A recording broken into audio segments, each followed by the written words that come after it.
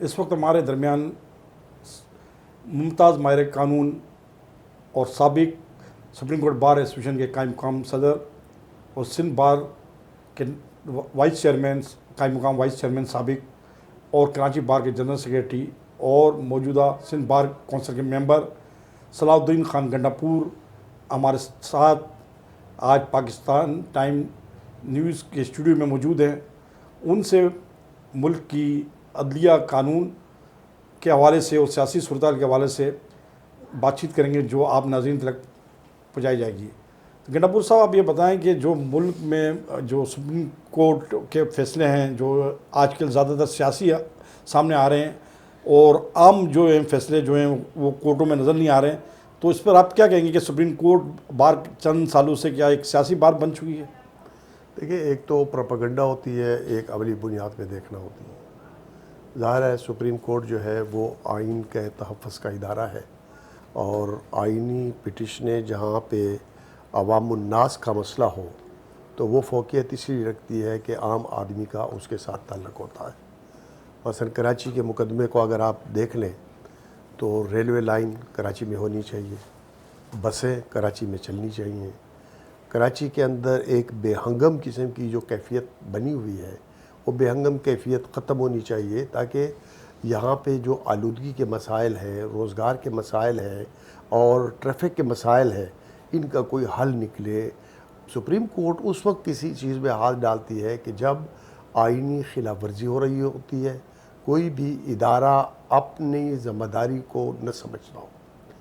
تو جہاں تک عوام الناس کے جو ہے نا مقدمات کا تعلق ہے تو سپریم کورٹ بڑے بہتر انداز میں اس کو چلا رہا ہے. رہا عوام الناس کے پرسنل مقدمات کو, تو اس وقت بھی آپ کے لیے یہ بڑی عجیب سی بات ہوگی کہ سپریم کورٹ کراچی بینچ کی رجسٹری میں کرمنل کیس کوئی نہیں, وہ حل کر چکی ہے. مستقل کچھ بینچیں وہ سول اور کرمنل کے لیے علیحدہ کام کرتی ہیں. ظاہر ہے پاکستان ایک بڑا ملک ہے, چھوٹی چھوٹی باتیں جو لوگ عدالتوں میں لے آتے ہیں وہ کسی صورت میں حل نہیں ہوتی ہیں. تو ایک جب رش لگا رہتا ہے تو ظاہر ہے 9:30 سے 1 بجے تک کورٹ کا ٹائم ہوتا ہے اور اس کے اندر آدھا گھنٹہ بریک ہوتا ہے. تو آپ ایک ایک مقدمے کو بھی اگر 10 منٹ دے دیں تو آپ کتنے مقدمے چلا سکتے ہیں؟ گنڈا پور صاحب, سابق کے جو چیف جسٹس ثاقب نثار صاحب انہوں نے اس طرح کے بڑے فیصلے کیے کراچی کے حوالے سے. بڑی بڑی مارکیٹیں توڑ دی گئیں, تجاوزات ہٹا دی گئیں, تمام چیز کر دی گئی, مگر اس کے باوجود اگر ایمپیرنس مارکیٹ کو ہی لے لیں, کئی اس میں مارکیٹیں تھیں. اسی طریقے سے گارڈن کے ساتھ مارکیٹ لے لیں تو ایک بہت بڑی یہ بیٹری کی مارکیٹ تھی, پر وہ تو دکانیں تھیں اور کرایہ دیتے تھے, مگر ان سب کو گرانے سے کوئی مسئلہ تو کراچی کا نہیں ہوا نا. دیکھیے اس میں تو آج بھی ایمپیرنس مارکیٹ جوں کی تو ہیں. یہ ثاقب نثار نے نہیں گرائے تھے, یہ چیف جسٹس جب گلزار صاحب بنے تو گلزار صاحب نے گرائے تھے. اس میں کوئی دو رائے نہیں ہے کہ گرانے سے پہلے روزگار کا جو ہے ایک ذریعہ پیدا کرنا چاہیے, گھر گرانے سے پہلے اس کو گھر دینا چاہیے. کیا انتظامی امور بھی کوئی سپریم کورٹ کے ہاتھ میں ہوتے ہیں؟ سپریم کورٹ کے آرڈر میں کہیں نہیں لکھا ہوا کہ آپ گرا دو. صرف انتظامی امور اس سیاسی پارٹی کا کام ہوتا ہے جو اقتدار میں ہوتی ہے. جب یہ آرڈر آیا تھا تو اس وقت اقتدار میں بلدیاتی حوالے سے MKM تھی اور باقی پیپلز پارٹی تھی. اب انہوں نے بلڈوزر لے کے لوگوں کی دکان اور گھر تو گرا دیے, لیکن ان کو متبادل نہ کوئی جگہ دی نہ کوئی مکان دیا. سپریم کورٹ سے لوگوں یہ تو شکایت ہے سر کہ سپریم کورٹ کو یہ آرڈرز پہلے دینے چاہیے تھے کہ پہلے اس کے لیے متبادل انتظام کیا جائے. آپ کو پھر میں وہی بات کروں گا کہ سپریم کورٹ کا انتظامی مسائل سے کوئی تعلق نہیں. سپریم کورٹ یہ فیصلہ دیتی ہے کہ پرائم منسٹر کو ہٹا دیا جائے پوسٹ سے, راتوں رات ہٹا دیا جاتا ہے سر, تو اس وقت تو عمل درآمد فوری ہو جاتا ہے. وہ اس وقت ہٹاتی ہے جب کوئی ایسی جو ہے نا غیر قانونی اقدام ہوتا ہے. اور پھر دوسری بات یہ کہ بہت سے فیصلے ایسے ہوتے ہیں جس میں جہاں عوام کی کچھ ریزرویشن ہوتی ہیں تو ہم بار ایسوسیشنوں کی ریزرویشنز ہوتی ہیں. مثلا قاضی فیض عیسیٰ کا فیصلہ ہے کہ جس کا نہ سر ہے نہ پاؤں ہے. اب وہ مسئلہ یہ ہے کہ یہ سمجھ میں نہیں آتی کہ قاضی فیض عیسیٰ جیسے جج اگر جوڈیشری سے نکال دیے گئے تو پھر جوڈیشری میں کون آزاد جج یہاں پہ آ کے نوکری کرے گا. ایسے چند مثالیں نا سر. جی اسی طریقے سے آپ بہت سی چیزوں کو لے سکتے ہیں جس کے اندر بہت سے فیصلوں پہ ریزرویشن ہے لوگوں کے، اور پھر فیصلہ ہو جاتا ہے، وہ عوام کی ملکیت ہوتی ہے، عوام اس پہ اپنی رائے بنا سکتی ہے۔ آپ سمجھتے ہیں جو ایک عام وکیل جو ہوتا ہے، ایڈوکیٹ MBBL کیا ہوتا ہے، وہ سپریم کورٹ کا جج بن جاتے ہیں، پروسیجر جو ہے، تو کیا اس میں اتنی قابلیت ہے، اتنی صلاحیت ہے؟ جیسے بیوروکریسی کے لیے آپ کوئی بھی بیوروکریسی کے لیے اعلیٰ تعلیم حاصل کر کے، تربیت حاصل کر کے وہ 7 گریڈ میں آتا ہے تو وہ 22 گریڈ میں پہنچتا ہے، مگر یہاں کوئی پیمانہ نہیں ہے سر ججوں کے حوالے سے؟ نہیں دیکھیں، اس پہ تو ہمیں بھی شکایت ہے بار ایسوسیشن اور بار کونسلوں کو کہ ججز کا انتخاب جو ہے پاکستان میں صحیح نہیں ہے، لیکن اس میں یہ بات نہیں کہی جا سکتی، ظاہر ہے وکیل سے ہی جج بنتا ہے، اور وہ کوئی نیا وکیل نہیں ہوتا۔ سپریم کورٹ میں جو لوگ بھی جاتے ہیں تو وہ ہائی کورٹ میں ایک طویل عرصہ گزار چکے ہوتے ہیں، اور لکھنے پڑھنے اور سمجھنے کے عمل سے گزر چکے ہوتے ہیں۔ کبھی ڈائریکٹ اگر سلیکشن سپریم کورٹ میں ہوتی بھی ہے تو کم سے کم 15 سے 20 سال کی ایک ڈیشنگ وکالت جس کی ہوتی ہے تو اس کو ہی اوپر منتخب کیا جاتا ہے۔ اب بیوروکریسی میں جس طریقے سے CSS کا ایگزام ہوتا ہے، تو آج بھی چلے جائیں کتنے DC ہیں جو انگریزی پڑھنا لکھنا جانتے ہیں، کتنے DCs ہیں جن کو پلاننگ آتی ہے، کتنے DCs ہیں جو انتظامی امور میں چیزوں کو کنٹرول کر سکتے ہیں، اور یہی وجہ ہوتی ہے کہ ان کی نالائکی مسائل پیدا کرتی ہے۔ اگر ہم یہ دیکھتے ہیں چند رسموں میں کہ جیسا کہ فوج، آرمی اور ان تمام کا ایک رول تھا امریکہ کا پاکستان کی گورنمنٹ چینج کرنے میں یا لانے میں، اب چند سالوں سے ہم دیکھ رہے ہیں کہ یہ جو سپریم کورٹ بھی اس کا حصہ بننا چاہتی ہے اور بنتی ہوئی نظر آ رہی ہے، جس طرح سے اس کے فیصلے پولیٹیکل، مثلاً آپ اس میں مجھے کوئی مثال ایسی دے دیں۔ مثلا پرائم منسٹرز کے حوالے سے فیصلے، یا مختلف یعنی اب سابق وزیر اعظم میاں نواز شریف کی وطن سے واپس بھیجنا، یہ تمام فیصلے تو کورٹ کے فیصلے ہیں نا سر؟ سپریم کورٹ کے پاس جو چیز سامنے آتی ہے وہ اس کو دیکھ کے فیصلہ کرتی ہے، وہ پرائم منسٹر ہو یا عام آدمی ہو۔ وہ جس طرح سے کہتے ہیں کہ جس قسم کے انڈے ہوں گے آملیٹ انہیں کا بنے گا جو اویلیبل ہے۔ ہماری جو پروزیکیوشن ایجنسیاں ہیں یہ پولیٹیکل دشمنی کی بنیاد پہ بہت کچھ کرتی ہیں، اور آج بھی آپ دیکھیں کہ نیب نے جو کام شروع کیا ہوا ہے کہ چور وہ ہے جو حکومت کا مخالف ہے، چور وہ نہیں ہے جو حکومت کے اندر چھپا ہوا ہے، اور اس کے نتیجے میں کیا ہو رہا ہے کہ اس کی وجہ سے اس وقت جتنے بھی آپ کے ادارے ہیں کوئی کسی چیز کو ہاتھ لگانے کے لیے تیار نہیں ہے، دستخط کرنے کے لیے تیار نہیں ہے۔ وہ کہتے ہیں اگر میں اس چیز پہ دستخط کروں گا سبری پہ تو نیب والے مجھے بلائیں گے اور مجھے اندر بھیج دیں گے۔ ہمارے ساتھ نیب پہ اعتماد ہے لوگوں کا، کورٹ پہ اعتماد نہیں ہے؟ نیب پہ کوئی اعتماد نہیں ہے۔ نیب آج بھی اگر ریفرینڈم کرا لے تو میرے خیال میں 2% اس کو جو ہے نا اعتماد کے یہ نہیں ملے گی۔ نہیں، جو اس کے فیصلے ہیں، ہم سپریم کورٹ کے، ہائی کورٹ کے فیصلے دیکھتے ہیں اور نیب کے فیصلے ہم دیکھتے ہیں، اور نیب کا بھی یہ الزام ہے، آپ کے عدلیہ پہ سر یہی الزام ہے نیب کا کہ وہ ہم گرفتار کر کے دیتے ہیں، ہم ثبوت دیتے ہیں اور کورٹ چھوڑ دیتے ہیں۔ نہیں دیتے ہیں، صرف واویلا کرتے ہیں، صرف پریس میں دیتے ہیں۔ ابھی میں بہت سے کیسز چونکہ پینڈنگ ہیں، میں ان پہ بات نہیں کرنا چاہتا کہ پریس میں کچھ آ رہا ہے، وہاں کاغذات میں کچھ ہے۔ ہمارے پاس ہے کہ پتہ چلا کہ بڑا ہا ہو ہوا پریس میں تو یہ تو سب سے بڑا چور تھا، پتہ چلا کہ کسی ڈاکومنٹ پہ اس کا دستخط اس طرح سے نہیں ہے۔ نہیں، ابھی اتنے بڑے بڑے گرفتار ہوئے نیب میں، جتنے بھی گرفتار ہوئے سب تو برآمد بھی کیا سر انہوں نے؟ کچھ بھی نہیں برآمد کیا۔ آپ کروڑوں روپے برآمد کیے، اربوں روپے برآمد ہوئے۔ ابھی میں آیا ہوں اور آپ پیسوں کا ایک بکس لے کے لے آؤں اور آپ سے برآمد کر لوں، پھر یہی ہوا ہے۔ یعنی کہ آپ یہ سمجھ رہے ہیں کہ کورٹ نے یہ الزام لگایا جب بلوچستان کے سیکرٹری گرفتار ہوئے ہوں گے، خربوں روپے، مقدمے کا کیا ہوا؟ وہ تو آپ کی ذمہ داری ہے نا، کورٹ میں کچھ بھی نہیں پیش کر سکے۔ ایک سابق چیف جسٹس نے مجھ سے کہا کہ وہ لوگ جو لوگ کرپشن کرتے ہیں وہ بناتے اس طریقے سے گراؤنڈ ہے، اس طریقے سے مافیا منگاتے ہیں کہ ہم لاچار اور مجبور ہو جاتے ہیں فیصلے کرتے ہوئے۔ اس کا کورٹ کا کیا مسئلہ ہے؟ اگر کورٹ کے اندر تفتیشی جو ایجنسیاں ہیں وہ ایک صحیح کاغذ نہیں لے جاتے، مثلا ایک ایسی مثال آپ کو دوں کہ دن دہاڑے کا قتل ہوا، میں نے بھی دیکھا، آپ نے بھی دیکھا، اس وقت ہم نے گواہی بھی دے دی، اس کے بعد کسی خوف کے تحت، کسی لالچ کے تحت پہلے ہم عدالت میں نہیں آتے رہے اور پھر کھڑے ہو کے کہا کہ نہیں یہ وہ شخص نہیں، قتل تو ہم نے دیکھا، یہ وہ شخص نہیں ہے، اب عدالت کیا کرے؟ اب اسی طریقے سے میں سمجھتا ہوں کہ چند دنوں میں یہ جو ریپ کیس ہے، موٹر وے ریپ کیس میں جو ملزم عابد گرفتار ہوا ہے وہ بھی چھوٹ جائے گا، بری ہو جائے گا۔ کیا ایسا تو نہیں کہ اس ریپ کیس کو اس لیے جو ہے نا وہ سوشل میڈیا پہ لایا گیا تاکہ جنرل باجوہ کے خلاف جو باتیں چل رہی تھی اس کو سائٹ کیا جائے؟ نہیں اس میں تو اس کو ملزم کو عابد کو استعمال کیا گیا، بڑی طاقتوں نے سر استعمال کیے ہے، جس پہ کہ وہ جو خاتون تھی، وہ خاتون پرائم منسٹر عمران خان نے کہا کہ بھئی جو باہر کے لوگ آئیں سرمایہ کریں یہاں، تو وہ فرانس سے بھی اسی سلسلے میں آئی تھی جو ہماری اطلاعات ہیں، تو ایک پلاننگ کے ذریعے تو سارے سازش کی گئی نا۔ یہ کوئی ایسی بات نہیں ہے، نہ تو وہ وہاں سے آئی تھی نہ پیسے لائی تھی۔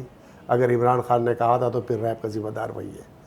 مسئلہ یہ ہے کہ اس وقت سب سے بڑا اہم ایشو تھا جو نورانی نے، صحافی نے جنرل باجوہ کے بارے میں بہت سی چیزیں آؤٹ کی تھیں۔ اب وہ جو بحث نکلی تو یکدم یہ واقعہ ہوا اور اس واقعے کو اتنا ہائپ کر دیا گیا۔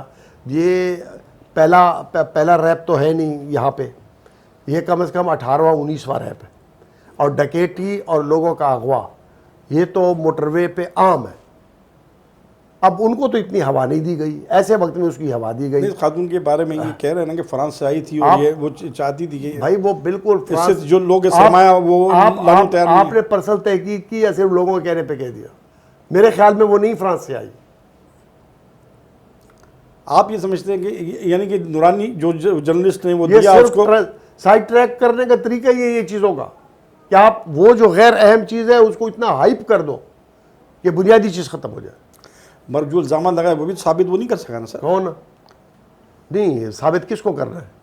اوروں کے خلاف نیب کا کیس بنا نا، تو صحیح ہے، نیب اس سے زیادہ نہیں ہے تو نیب صحیح ہے، تو اس کے خلاف بھی بننا چاہیے نا۔ نہیں پھر نیب نہیں مسئلہ یہ ہے نا کہ تھانہ ہے، ایس ایچ او جو ہے وہ کرپٹ ہے یا کچھ ہے، ایف آئی آر کٹوانا تو آپ کی ذمہ داری ہے نا۔ سر ایک ادارے کا سربراہ ملک کے ایک اہم ادارے کا، کسی کا بھی ہو، آپ اگر سپریم کورٹ کے چیف جسٹس کے خلاف آئین کہتا ہے کہ کوئی شخص بھی چاہے کتنا طاقتور کیوں نہ اباؤ لا نہیں ہے۔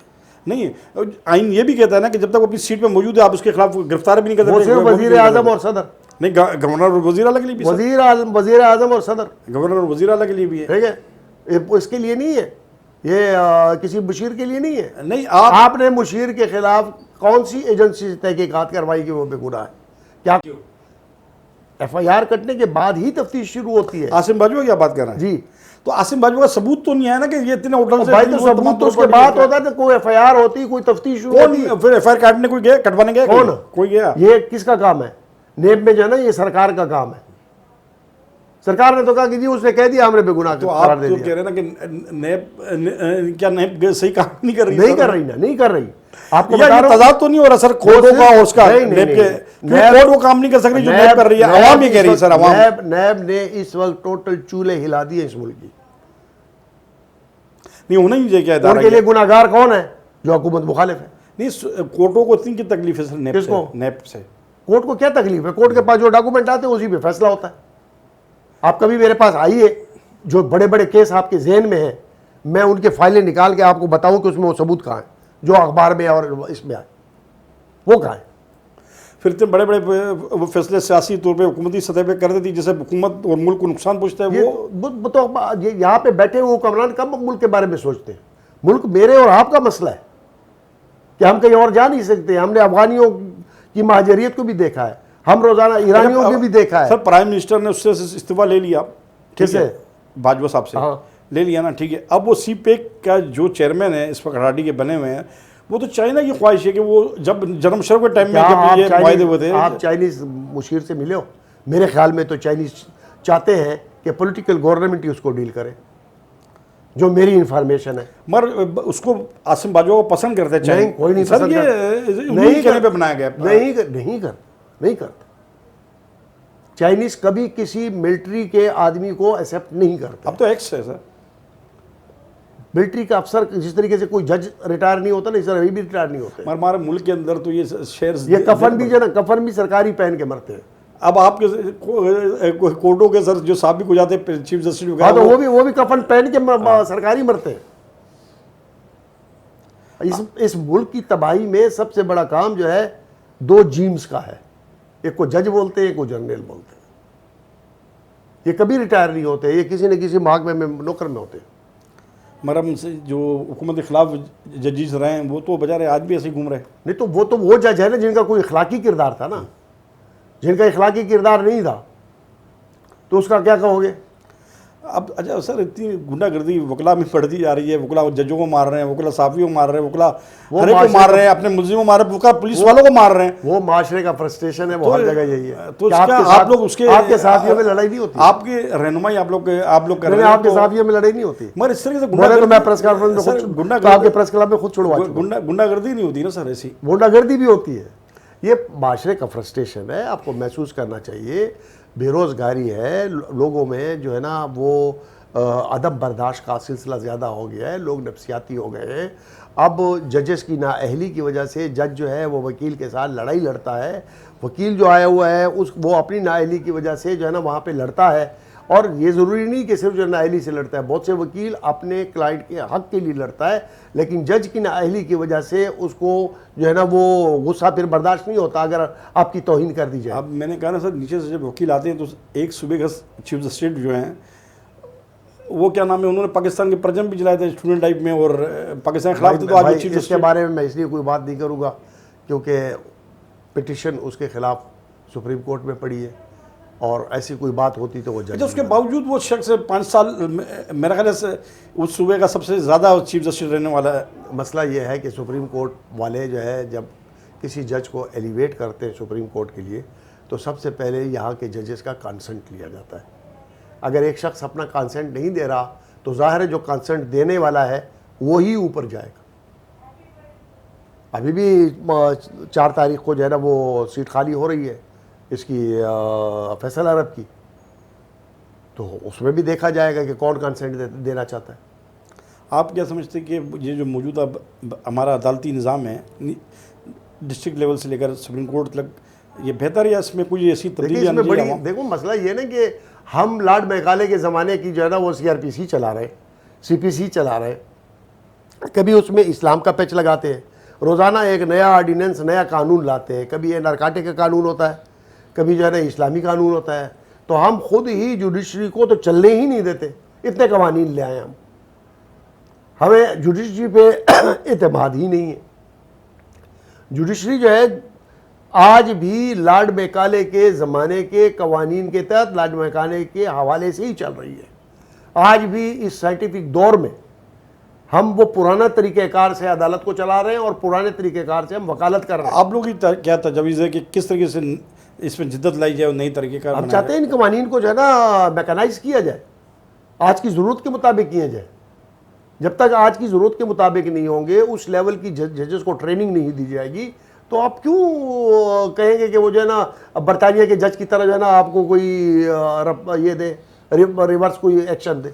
اچھا سر، جس طرح سے ملک لوٹ رہے ہیں، کرپٹ سیاستدان ہیں، بیوروکریسی ہے، تو اس کے لیے کوئی ایسی اسپیشل عدالتیں ہونی چاہیے جو چند ہفتوں میں فیصلہ دیں. اور عدالتوں پہ کیوں اعتماد دی؟ اسپیشل عدالت کی کیا ضرورت ہے کہ جس میں ریٹائرڈ جج بیٹھ کے، پھر وہ ریٹائرڈ جج جو ہے وہ جہاں بھی بیٹھے گا. نہیں، اسپیشل کورٹس میں نے کہا اسپیشل کورٹ کی کیا ضرورت ہے یار؟ نہیں، فوری آپ فیصلہ ہونا ججز کی سر. تعداد بڑھائیں، آپ ججز کی تعداد بڑھائیں.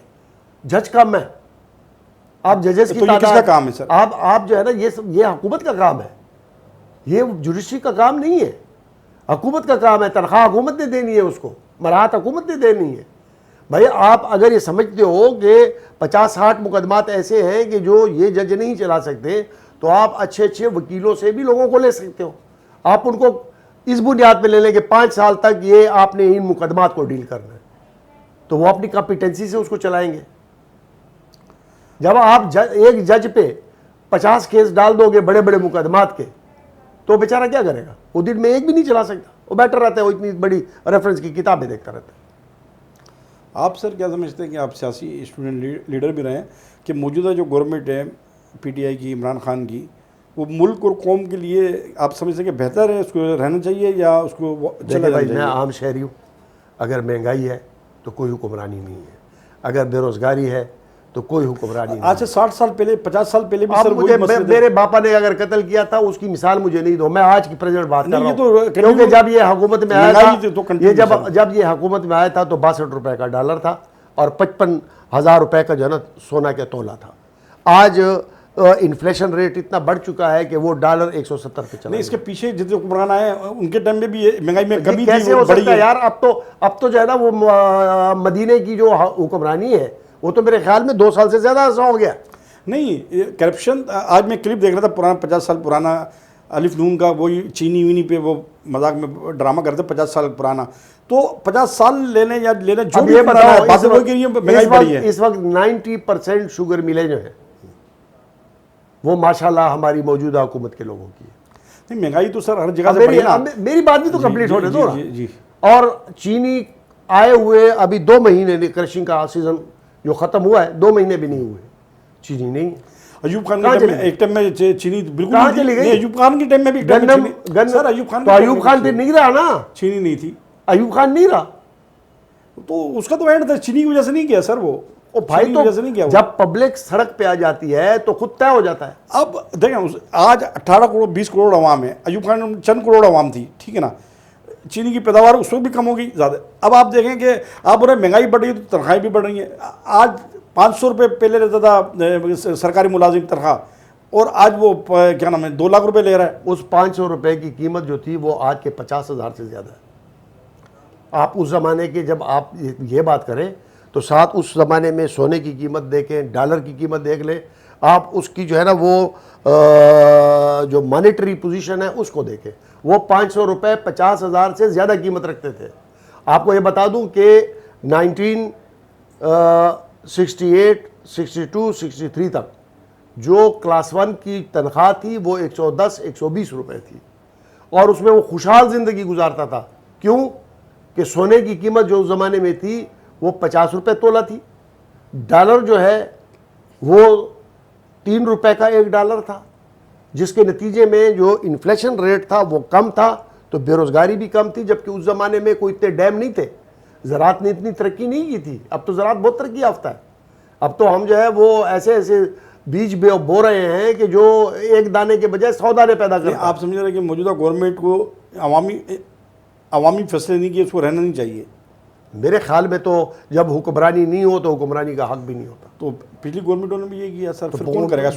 جو بھی کو کون ہر وہ شخص جو حکمرانی نہیں کر سکتا اس کو خود شرافت سے چلا جانا چاہیے.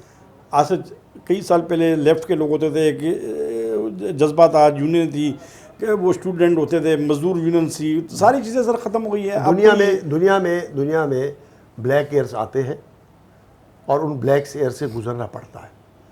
اسٹوڈنٹ یونین تھی, سب کچھ تھا, پھر اس کے بعد جو صورتحال پیدا ہوئی. لیکن آج میں یہ سمجھتا ہوں, میں آج بھی پوری امید ہوں کہ لیفٹ کی تحریک, ٹریڈ یونین کی تحریک, عام عوام کی تحریک آگے بڑھے گی. اب زیادہ مزید آرگنائز ہو رہی ہے, کیونکہ اس کے سامنے پاکستان میں جو پاکستان کی اقتصادی سٹرکچر ہے کہ اس کی بڑی بیماری جو ہے وہ جاگیرداری ہے, اور جاگیرداری کی وجہ سے حق حکمرانی ان کے پاس نہیں رہتا. حق حکمرانی کبھی جو ہے نا بندوق والا لے جاتا ہے, کبھی کوئی ڈنڈے والا لے جاتا ہے. جب تک پاکستان کی صورتحال جاگیردار کے ہاتھ میں ہے کوئی تبدیلی نہیں آ سکتی ہے. اس لیے کیونکہ وہ پارٹیاں تبدیل کرتے رہتے ہیں. آج عمران خان کے جو ایم این ایز ہیں اس میں 70% وہ وہی ایم این اے ہیں جو کسی زمانے میں مسلم لیگ میں تھے اور اس سے پہلے پیپلز پارٹی میں تھے. ان کو ان چیزوں کی سیاسی غیرت تو اس سے سر ظاہر ہوتا ہے کہ عمران خان فیل نہیں ہوا, وہ لوگ نے فیل کیا. تو مسئلہ یہ ان کو اس چیز سے تعلق نہیں ہے. وہ ابھی ان کو یہ محسوس ہو جائے کہ عمران جا رہا ہے تو آپ اخبار میں دیکھیں اتنے ایم این ایز نے آج فلاں پارٹی میں شمولیت کا اعلان کر دیا. اور یہ ہوتا ہے کہ کہیں سے بھی اشارہ آ جائے لوگ تبدیل ہونا شروع ہو جاتے ہیں. آپ عدلیہ کے حوالے سے آخر میں کیا کہنا چاہیں گے کہ عدلیہ میں کس طریقے سے جو عام عوام کو دیکھیں, یہ ایک ہی ادارہ ہے جس کی طرف جو ہے نا غریب لوگوں کا ایک نظر ہوتی ہے کہ کچھ نہ کچھ تو انصاف مل جائے گا, اور کچھ نہ کچھ مل ہی جاتا ہے. اس ادارے کو اور مضبوط کرنا چاہیے. اس میں خامیاں بھی ہیں, وہ خامیاں ہم اور آپ تنقید کے ذریعے دور کریں گے. ان خامیوں کو جو ہے نا بار ایسوسیشنیں اور بار کونسلیں بھی بتاتی ہیں, لیکن لوگوں کی امیدیں کا ایک ذریعہ ہے وہ عدلیہ ہے. آپ اس کو شیک نہیں کریں ورنہ انار کی پھیل جائے گی. تھینک یو صلاح الدین گناپور صاحب, آپ کا بڑا قیمتی وقت لیا اور آپ نے عدلیہ اور سیاسی حوالے سے ہمارے ناظرین کو بڑے اچھے میسج دیے اور ان کو آگاہ کیا. اللہ حافظ.